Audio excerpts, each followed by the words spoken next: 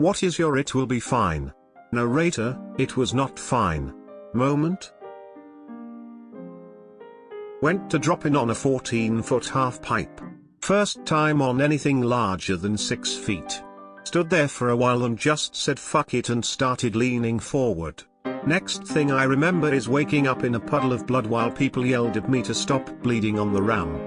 Apparently I basically just fell 14 feet straight onto my face. Hardly even touched the ramp.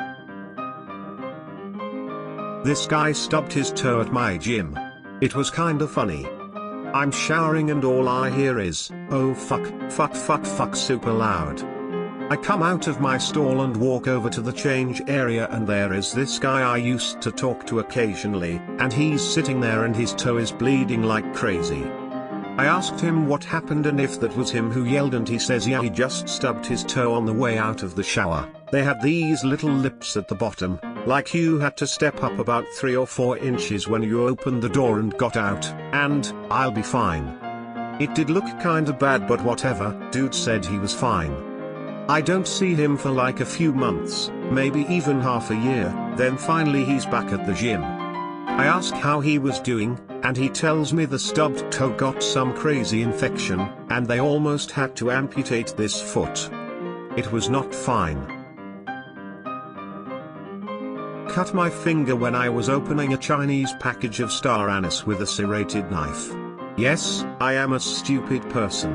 Anyway, it was shooting blood everywhere, so I wrapped in a towel and went to the hospital cause it looked pretty deep. I'm laughing with the nurses as they stitch it up about how terrible of a cook I must be and all is good, no big. Anyway, I cleaned it the wound daily and never neglected it. A week later I'm watching a movie with my GF and I keep smelling something awful. Like death. Turns out the wound got infected. The next day I went to my general practitioner and showed her my finger. Her eyes went wide and she said very gravely, "You need to go to the hospital right now." Of course my car battery died, so I had to wait in a panic for my bro to pick me up. We get to the hospital again and a doctor comes to check it out. He proceeds to use a metal tool on my finger's wound like he was excavating a fucking dinosaur. No anesthetic or painkillers at all. Guys, I've been hit by a car before. I have stitches all over my body because I was a rather rambunctious boy, but this was a pain I never experienced. It was like someone was playing with my bones. I guess in a way the doctor was. The thing that really freaked me out is the doc kept whispering to herself, "What on earth is in there?" They admitted me and had a disease specialist come to run tests.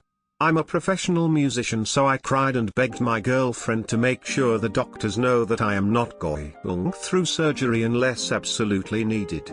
They pumped me full of antibiotics and that liquid drip thing. The first night my head was so itchy.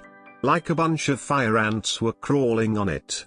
Turns out I'm allergic to that specific antibiotic and the reaction is called red man syndrome, but they couldn't tell because I have dark skin. Monday comes and the doctor says the cut looks good and I don't need surgery. All this because I didn't take the time to open a package like a person.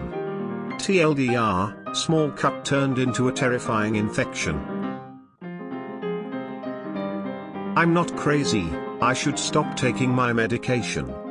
After a year sober, I ended up relapsing, breaking up with girlfriend of 8 years who loved me, on a hunch that it was destiny, moved to the middle of nowhere, and I'd the rest. Anywho, back on meds, 7 months sober. And picking up the pieces. Edit, I hurt my own feelings writing this. Edit 2, and you guys helped me feel better about it. Thanks everyone.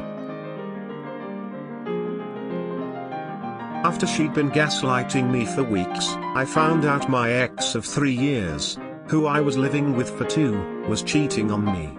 She'd used my laptop to check her Facebook and left it logged in, and when I went to use it I saw a message from the guy that confirmed everything. I was in the middle of finals at college, so I packed my bag to go to the library and study, thinking I'd approach it later. I made it one subway stop away before it became very clear that I couldn't.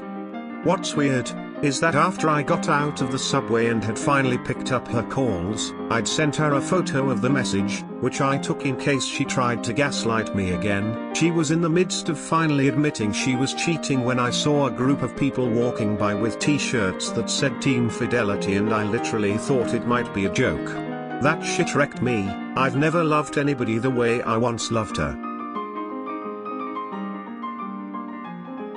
Dated a person that straight up had mental issues, 23-yo but can't take responsibilities and just wants to cuddle/play the whole day and would get angry if I told them they needed to either finish their degree or try to find a job, but would also get angry because their parents weren't letting them do whatever they wanted at their home because they were bringing no money and their parents were struggling with the bills. Tried to control me 24/7, been typing me ever since we broke up, but refused and still refuses to see a therapist.